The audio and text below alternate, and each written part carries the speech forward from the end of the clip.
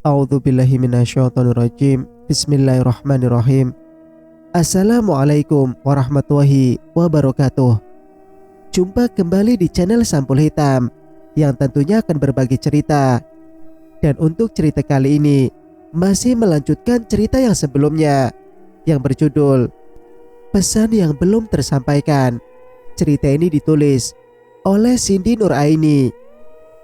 Dan bagi teman-teman yang ingin membacanya secara langsung, teman-teman bisa langsung kunjungi link yang saya sudah siapkan, ada di deskripsi. Dan tak usah berlama-lama, mari kita ke ceritanya. Selamat mendengarkan. Kalung yang ditunjukkan Sabila tempo hari itu membuat benakku semakin digelayuti banyak pertanyaan yang membingungkan. Dia mengatakan menemukan kalung tersebut di dalam lemari Reno. Itu artinya Reno yang selama ini menyimpan kalung yang 2 bulan lalu aku berikan kepada Amara. Tapi selama ini Reno tidak menunjukkan perubahan sikap apapun terhadapku. Apakah Amara tidak memberitahu Reno bahwa kalung itu pemberian dariku sebagai tanda pernyataan cintaku padanya? Apakah Amara yang memberikan kalung itu pada Reno? Lalu Amara kemana setelah itu? Aku meremas kepala lalu menghentakkan tangan di atas meja. Sekilas terlihat wajah kusutku dari pantulan cermin. Keberadaan Amara dimanapun aku tidak tahu. Bahkan Reno tidak mau memberitahu. Bagaimana hubungan mereka saat ini juga aku tak tahu. Reno tidak pernah lagi membicarakan tentang Amara. Dan kata-kata terakhir yang dia ucapkan saat aku bertanya tentang gadis itu seolah sebuah penekanan bahwa aku tidak akan bertemu Amara lagi. Kupikir setelah mengeluarkan keberanian untuk mengutarakan isi hatiku bisa membuat perasaanku lebih lega. Ternyata malah sebaliknya.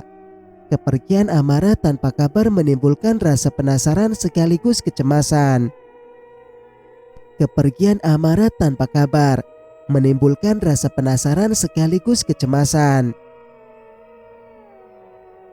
Apa aku ceritakan saja semuanya pada Sabila ya?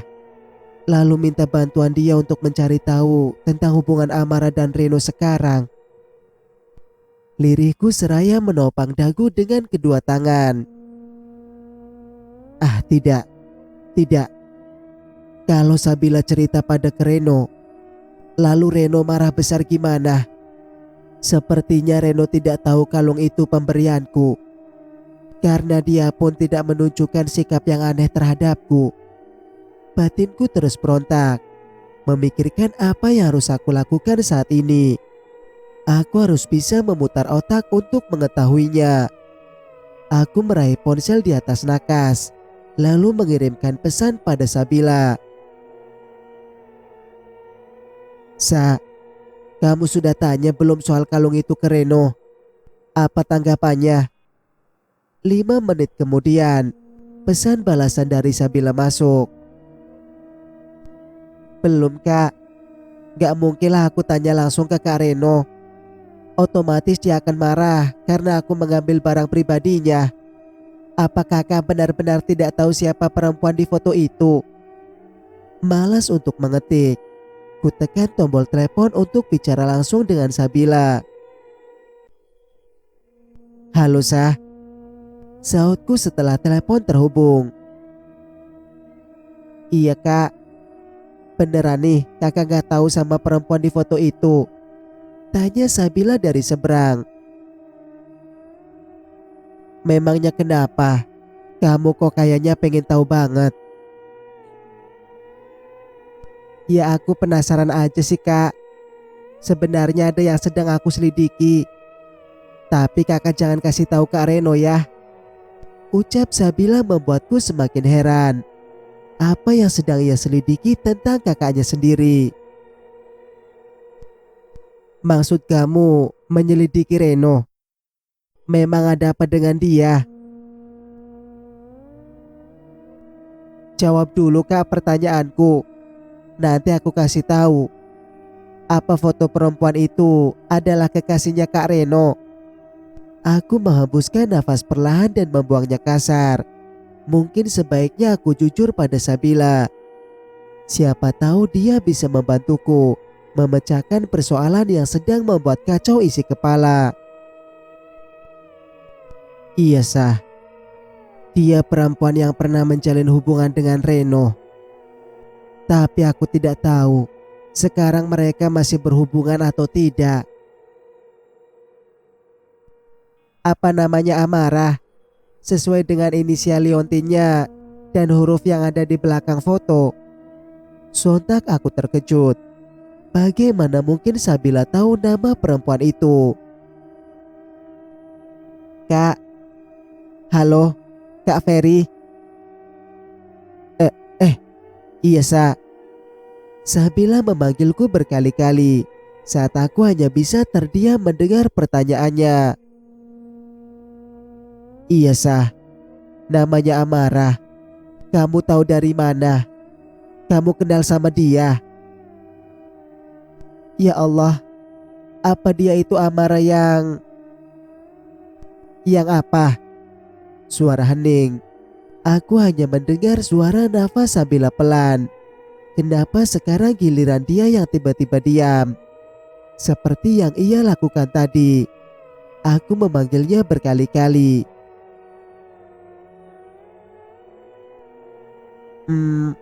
Nanti kita lanjut lagi ya kak. Kalau bisa lebih baik kita ketemu langsung.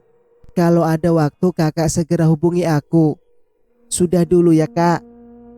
Telepon terputus begitu saja.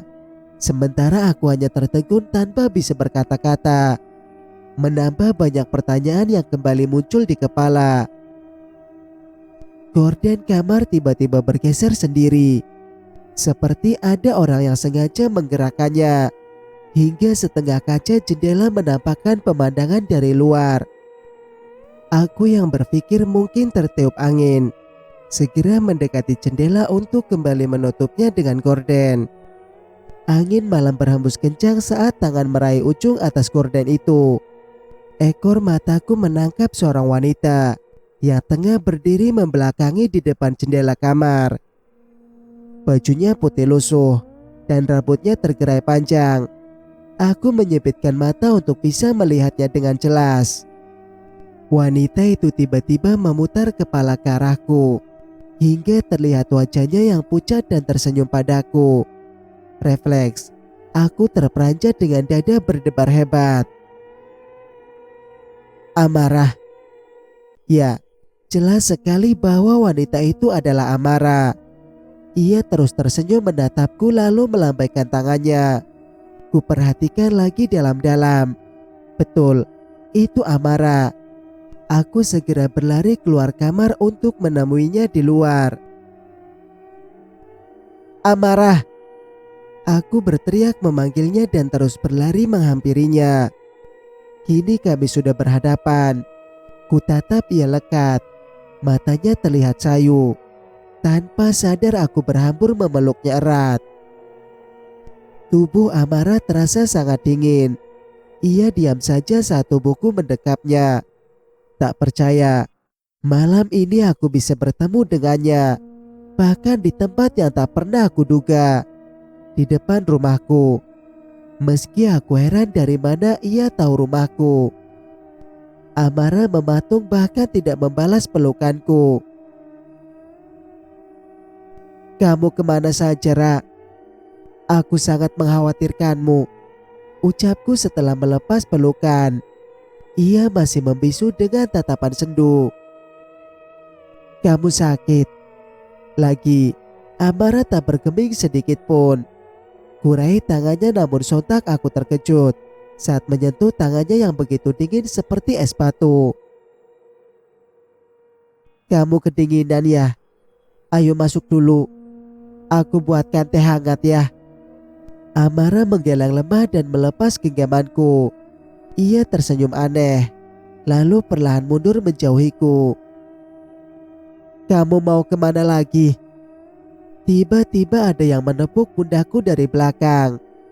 Seketika aku menoleh dan mendapati ayahku sudah berdiri di belakangku. Kamu sedang apa malam-malam di luar? Tanyanya datar. Lagi ngobrol sama teman. Tadi lewat di depan rumah. Teman? Di mana? Ayahku mengerutkan dahi, seolah heran mendengar jawabanku. Ini ya, namanya Amara. Aku memutar badan untuk mengenalkan Amara. Namun mataku melebar. Ternyata Amara sudah tidak ada di tempatnya tadi. Aku mengedar pandangan mencari keberadaannya. Tak ada dimanapun. Tadi dia di sini. Lanjutku seraya masih mencari Amara. Tidak ada siapa-siapa. Dari tadi kamu di sini sendiri. Perkataan ayah membuatku kembali kebingungan. Jelas-jelas tadi aku melihat Amara, bahkan sempat memeluknya. Ya sudah, cepat masuk. Tita ayah lalu mendahuluiku masuk ke dalam rumah. Amara kemana?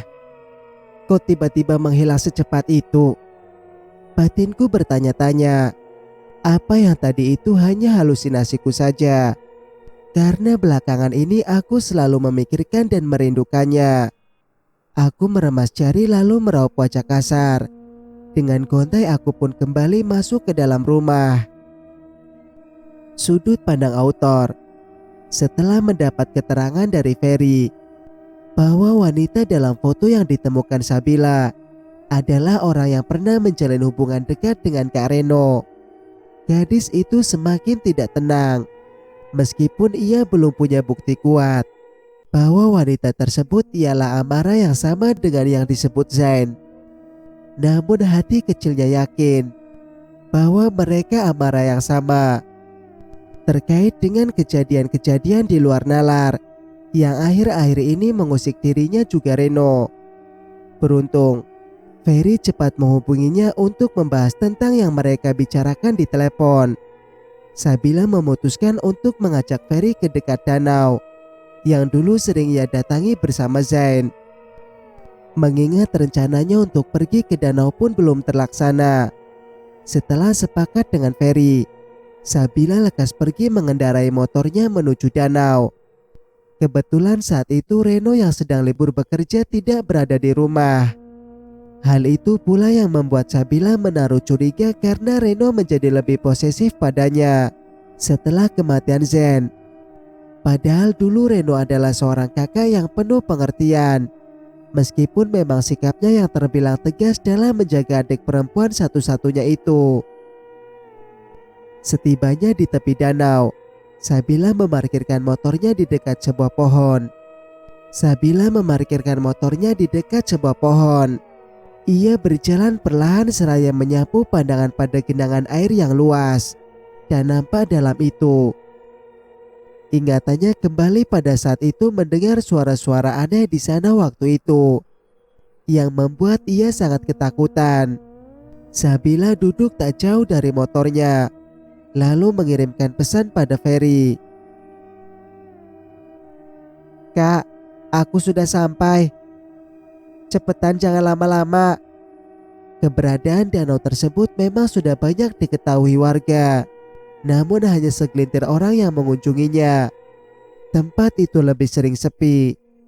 Sedari kecil, Sabila dan Zen jarang sekali melihat orang-orang menghabiskan waktu di sana. Bisa dibilang hanya Sabila dan Zen yang paling sering datang ke sana. Tak berselang lama, terdengar deru motor dari belakang.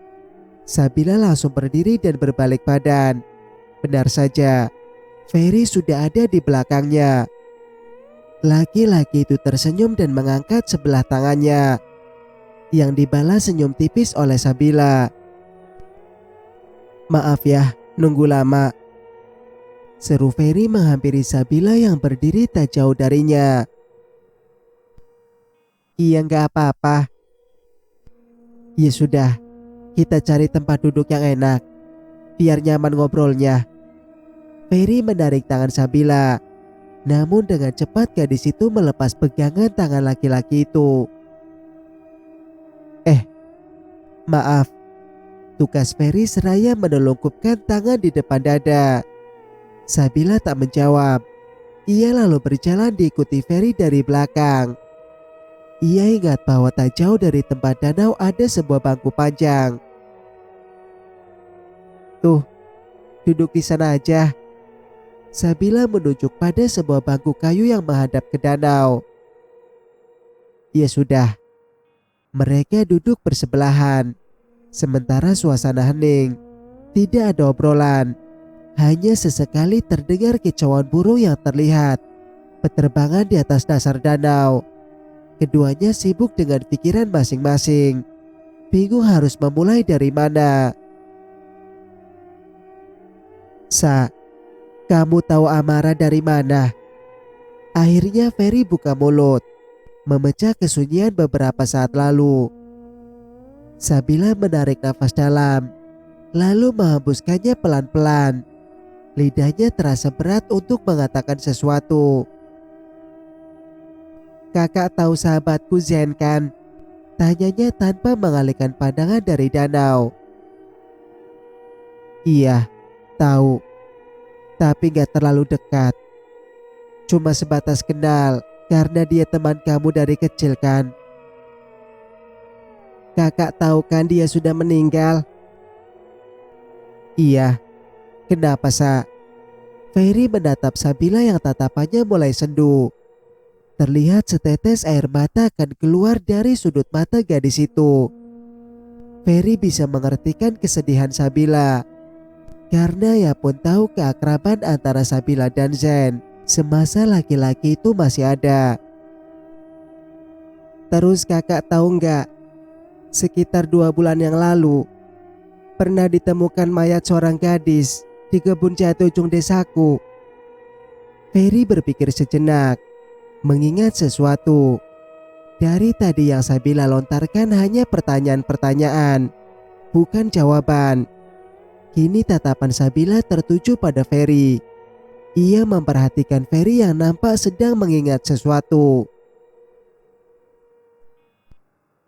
Oh iya, waktu aku habis dari rumahmu untuk ketemu Reno saat itu, pas di perjalanan pulang, samar-samar aku dengar obrolan ibu-ibu yang katanya ada penemuan mayat.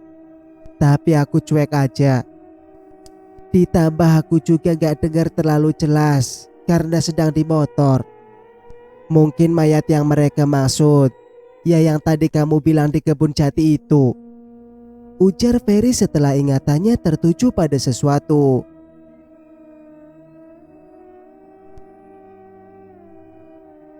Seminggu setelah penemuan mayat itu, Zen sempat ingin memberitahu aku tentang sesuatu. Dia bilang bahwa mayat yang ditemukan di kebun jati itu bernama Amara. Tapi belum sempat meneruskan ceritanya, ada seseorang yang menghubungi Zen. Aku gak tahu itu siapa. Yang jelas, Zen terlihat panik terus pergi. Besoknya aku dapat kabar bahwa Zen ditemukan meninggal karena tenggelam di danau ini. Mata Ferry melotot lebar saat Sabila menyebutkan mayat itu bernama Amara. Jantungnya tiba-tiba berdetak kencang dan dadanya terasa sesak. Sedangkan Sabila kini terisak pelan, mengingat kematian Zen yang begitu mendadak dan mengundang pilu di hatinya yang belum hilang hingga saat ini. Amara? Tanya Ferry memastikan, dan Sabila mengangguk lemah. Sejujurnya aku curiga kalau Amara yang dimaksud Zen adalah Amara yang ada di foto kemarin, kekasihnya Kak Reno. Tidak mungkin, Sah. Tidak mungkin Amara sudah meninggal. Ferry mulai tidak bisa mengendalikan perasaannya. Ia meremas kepala dengan air mata yang mulai bercucuran. Aku juga cukup mengenal Amara dengan baik. Gak mungkin Amara sudah meninggal. Mungkin mereka Amara yang berbeda. Lanjutnya dengan pipi yang sudah basah. Tapi aku dan Kak Reno akhir-akhir ini sering mendapat gangguan dari Zen dan sosok seorang wanita. Aku juga nggak tahu sosok wanita yang sering menggangguku itu siapa. Aku pun tidak pernah melihat wajah mayat di kebun jati itu. Tapi beberapa kali aku pernah memergoki dan mendengar Kak Reno menyebut nama Amara dan Zen saat mendapat gangguan. Setelah aku tahu bahwa kekasih Kak Reno bernama Amara, aku jadi yakin mereka Amara yang sama. Gangguan? Maksud kamu, Zen dan sosok wanita itu menghantui kamu dan Reno? Iya Kak, bahkan aku sempat melihat sosok wanita itu ingin mencekik Kak Reno dari belakang. Mulut Ferry menganga, menerima cerita tak masuk akal dari Sabila. Selama ini ia mengira bahwa gangguan-gangguan dari orang yang sudah meninggal hanya ada dalam sebuah film atau cerita belaka. Kamu serius, Sa? Sabila mengangguk. Lalu gadis itu menunduk menyembunyikan kesedihannya. Pikiran Ferry kembali bergelut. Memang sudah 2 bulan ini ia tidak pernah bertemu dengan Amara. Dan waktu penemuan mayat yang dikatakan Sabila juga sekitar 2 bulan yang lalu. Namun hatinya menolak Amara sudah meninggal. Aku juga heran sama Kak Reno. Setelah Zen meninggal, Kak Reno jadi berubah. Setiap aku menyebut nama Zen, dia selalu marah. Tidak suka mendengar nama Zen. Padahal dulu hubungan Kak Reno dan Zen sangat baik. Sambung Sabila di tengah isak tangisnya. Ferry tak bergeming. Ia dibuat bingung dengan cerita-cerita yang disampaikan oleh Sabila. Ia juga tahu betul bahwa Reno tidak pernah memperlakukan Zen dengan buruk. Justru Reno selalu mempercayai Zen untuk menjaga adiknya. Apa Reno tahu tentang penemuan gadis itu? Apa Reno tahu tentang penemuan gadis itu? Tahu, tapi Kak Reno tidak terlalu menanggapi saat itu. Sikapnya juga biasa saja. Tapi setelah Zen meninggal, mulai muncul kejanggalan. Kalau memang mayat itu adalah Amara, lalu kenapa kalung yang aku berikan pada Amara ada di tangan Reno? Reno juga tidak mau memberitahu di mana Amara. Sebenarnya apa yang terjadi di antara mereka? Gumam Ferry dalam hati. Isi kepalanya benar-benar dipenuhi banyak pertanyaan kali ini. Aku juga penasaran apa yang mau disampaikan Zen saat itu, Kak. Ujar Sabila sambil sesekali menyeka air matanya. Aku baru ingat, Sa. Setelah kita teleponan kemarin, aku melihat Amara di depan rumah. Bahkan aku menghampirinya di luar dan sempat berbicara padanya. Tapi dia cuma diam. Tiba-tiba ayah datang dan Amara hilang entah kemana. Ferry dan Sabila bersitatap dengan wajah heran. Keduanya sama-sama diliputi berbagai pertanyaan yang tak jauh beda. Bisa jadi itu arwahnya Amara, Kak. Ucap Sabila dengan lidah keluh. Kini dugaannya semakin yakin bahwa Amara yang ditemukan tak bernyawa di kebun jati adalah Amara kekasih kakaknya. Saat suasana hening, tiba-tiba terdengar suara dari arah danau. Air danau yang awalnya tenang terlihat bergerak-gerak, menciptakan sebuah lingkaran air di tengah danau. Sontak Sabila kaget dan mulai ketakutan. Namun ia cuma bertekad akan memberanikan diri jika terjadi sesuatu yang menyeramkan seperti saat itu. Sa, itu apa ya? Ferry bangkit memperhatikan dasar danau. Matanya tak berkedip sedikit pun. Tiba-tiba dari dasar danau Di tengah-tengah lingkaran air tersebut terlihat seperti segumpal rambut perlahan naik hingga muncullah sebuah kepala pucat pasi milik Zain dan sebuah tangan yang mengacung ke atas. Ferry terkejut luar biasa dan hampir saja tercengkang. Jantungnya terasa mau copot. Kini ia menyaksikan sendiri apa yang diceritakan Sabila tadi.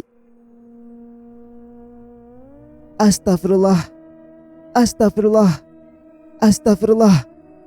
Sabila berusaha menepis rasa takut yang sudah mendera. Matanya tak lepas dari arah danau.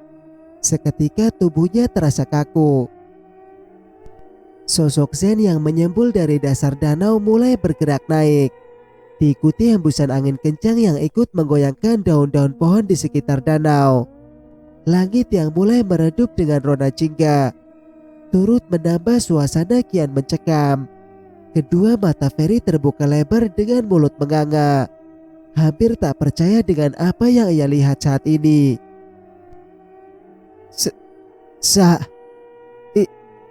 Itu Zain kan? Ujarnya dengan terbata. Lidahnya terasa keluh, sulit untuk mengeluarkan kata. Iya kak, ini bukan untuk yang pertama kali bagiku. Sabila berusaha tenang. Dalam hati ia terus merapal doa. Sesekali matanya terpejam dan menarik nafas dalam untuk menstabilkan perasaannya. Ayo kita pergi, Sa. Ferry menarik tangan Sabila, namun gadis itu menahannya. Ia mengisyaratkan Ferry untuk tetap diam. Sa, aku takut kita akan celaka. Suara Ferry mulai panik saat matanya memandang sosok Zain dengan tatapan nyalang padanya. Ia tak mengerti mengapa sorot mata Zain seperti memendam amarah terhadapnya. Padahal Ferry merasa tak pernah dekat dengan Zain, apalagi berbuat salah padanya. Zain sudah berada di tepi danau. Wajahnya pucat, sekujur tubuhnya terlihat kaku. Seketika sosok itu menatap Sabila lekat. Dan untuk beberapa menit, kedua sahabat yang kini terpaut jarak mata itu beradu pandang. Sasa, tolong luruskan semuanya. Suara Zain terdengar berat, namun ada kesedihan di sana. Sorot mata Ferry terbelalak. Untuk pertama kalinya ia mendengar sosok yang sudah meninggal berbicara. Dadanya kian berdebar hebat. Tak kuasa lagi menahan rasa takut. Sah, ayo. Ferry kembali menarik tangan Sabila. Namun gadis itu tetap diam di tempatnya. Tak bergerak sedikit pun. Ia memandang lurus ke arah Zain. Tunggu kak, kita tahan dulu. Aku ingin dengar apa yang akan disampaikan oleh Zain. Jawab Sabila datar. Tapi bagaimana kalau dia mencelakai kita, Sa? Insya Allah tidak akan. Ferry menghembuskan nafas berat. Di satu sisi ia ingin pergi saat itu juga. Namun di sisi lain, ia tak sampai hati jika harus meninggalkan Sabila sendirian dalam situasi seperti ini. Kak, kita baca doa dalam hati ya. Ferry mengangguk lantas menundukkan kepala. Ia memutuskan untuk tetap menuruti kemauan gadis di sampingnya itu. Zain, sebenarnya apa yang terjadi? Apa yang ingin kamu sampaikan? Ayo katakan, supaya kamu bisa pergi dengan tenang. Tukas Sabila dengan sedikit memejamkan mata. Masih terlihat samar olehnya Zain, terus menatapnya dalam seperti mengiba. Tatapan itu membuat hati Sabila terenyuh dan merasa harus membantu persoalan sahabatnya semasa hidup.